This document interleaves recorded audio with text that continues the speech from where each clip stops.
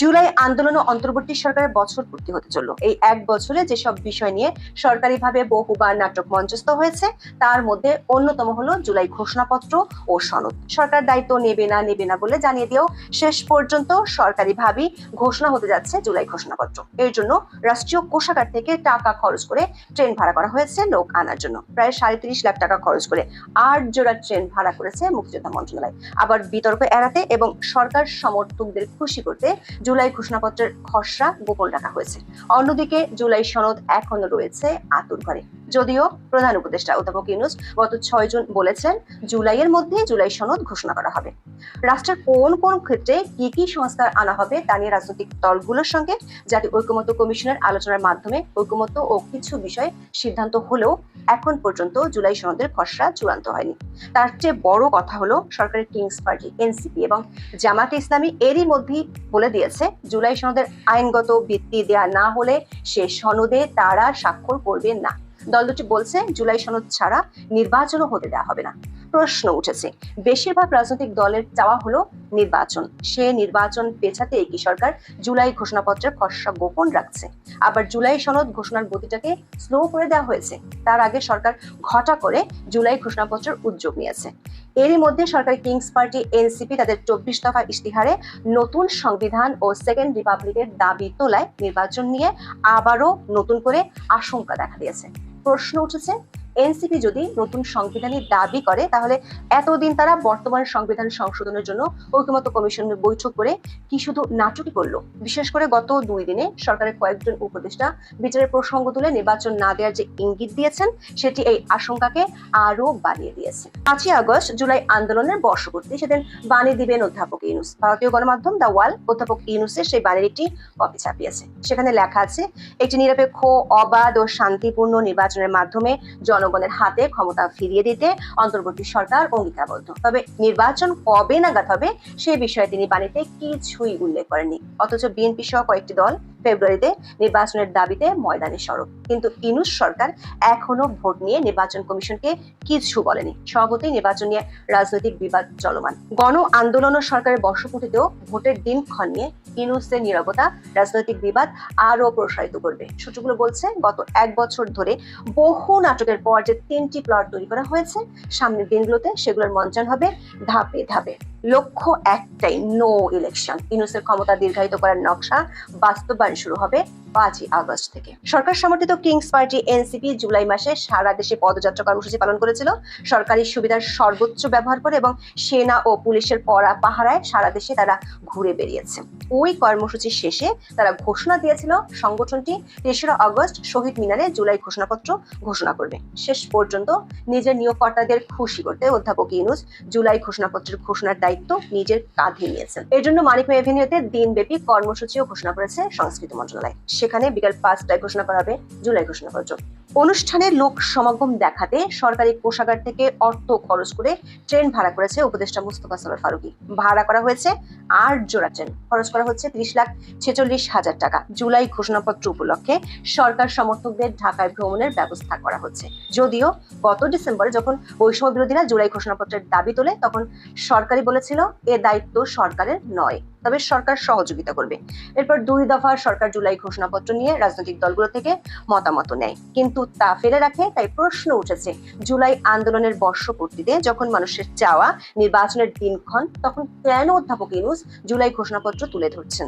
আবার সেই ঘোষণাপত্র রাখা হয়েছে গোপন। যদিও গণমাধ্যমগুলোর খবরে বলা হয়েছে এই ঘোষণাপত্রে ২৬টি দফা থাকবে। ৩রা আগস্ট আপ বাংলাদেশের পক্ষ থেকে জুলাই ঘোষণাপত্র ৪ আগস্টের মধ্যে জনসমক্ষে প্রকাশের দাবি তোলা হয়, কিন্তু সরকারের ২ উপদেষ্টা তাদের সেই দাবি নাকচ করে দেন। এই ঘোষণাপত্রে এমন কিছু পয়েন্ট রাখা হবে যেগুলো বিএনপি সহ স্বাধীনতা পক্ষের দলগুলোর পক্ষে মানা সম্ভব হবে না। সে কারণে সরকার ঘোষণাপত্রটি গোপন রাখছে। বিশেষ করে এই ঘোষণাপত্রের সাংবিধানিক স্বীকৃতির বিষয়টি নিয়ে বিতর্ক তৈরি করা হবে, যেখানে গণপরিষদ গঠনের মতো বিতর্কিত বিষয় থাকতে পারে, যার কিছুটা ইঙ্গিত পাওয়া গেছে সরকার সমর্থিত কিংস পার্টি এনসিপির বাংলাদেশের ইশতেহার ঘোষণার কর্মসূচি থেকে। জুলাই ঘোষণাপত্র সরকার দিবে এমন এমন ঘোষণার পর এনসিপির কর্মসূচির নাম হয়ে যায় নতুন বাংলাদেশের ইশতেহার। সংগঠনটির আহ্বায়ক নাহিদ ইসলাম 3 আগস্ট শহীদ মিনারে 24টি দফা ঘোষণা করেন। এর প্রথম দফাটি হলো নতুন সংবিধান ও সেকেন্ড রিপাবলিক। দর্শক, গত মার্চে এনসিপির আত্মপ্রকাশ অনুষ্ঠানে এই সেকেন্ড রিপাবলিকের কথা বলেছিল দলটি, কিন্তু এ নিয়ে বিতর্ক দেখা দেয় ডক্টর ইউনূসের নিয়োগকর্তারা তখন সে দাবি থেকে সরে এসেছিল। এর মূল লক্ষ্য হলো নতুন সংবিধান প্রণয়ন করা, যার মাধ্যমে রাষ্ট্রপতির পদত্যাগ চেয়েছিল তারা। সেই পুরাতন দাবি আবার নতুন করে কেন সামনে আনা হলো?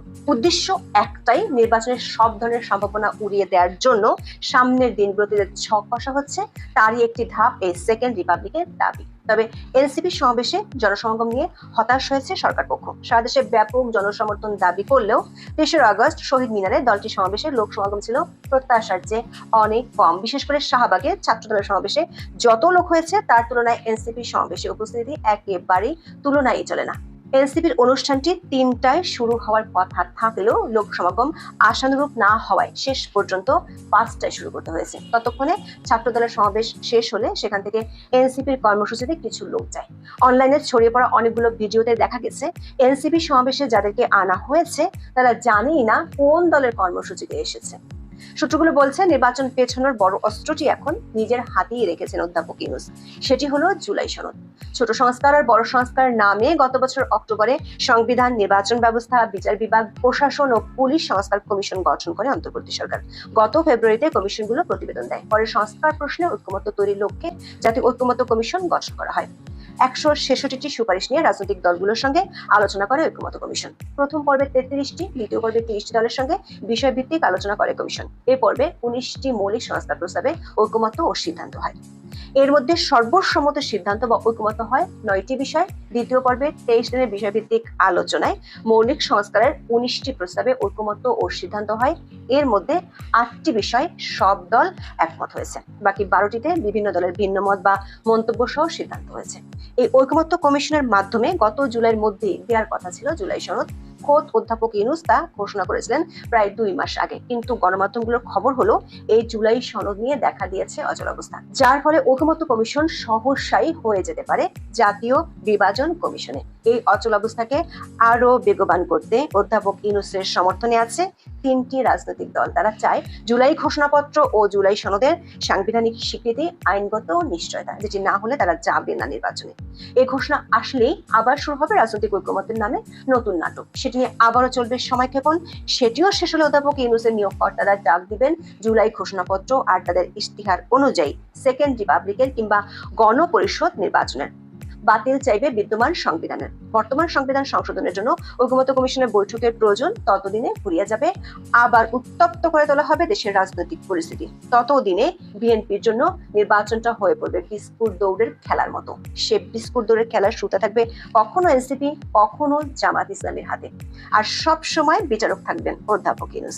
সবকিছুর লক্ষ্য অনির্বাচিত সরকারের ক্ষমতাকে দীর্ঘস্থায়ী করা। তার ইঙ্গিত গত 2 দিনে সরকারের 3 উপদেষ্টা দিয়েছে। কেউ বলেছেন বিচার শেষ না করে তারা যাবেন না, কেউ বলছেন দেশ গড়তে 1 বছর যথেষ্ট সময় নাই। শেষ পর্যন্ত প্রথমে জুলাই ঘোষণাপত্র নিয়ে বিতর্ক, তারপর জুলাই সনদের নামে সময়ক্ষেপণ এবং সবশেষে এনসিপির ইশতিহার অনুযায়ী সেকেন্ড রিপাবলিক বাস্তবায়নের লক্ষ্যে কাজ করবেন অধ্যাপক ইউনূস। ততদিনে নির্বাচনের দাবিটাও আস্তে আস্তে ক্ষীণ করে ফেলতে চায় সরকার ও সরকারের মিত্ররা।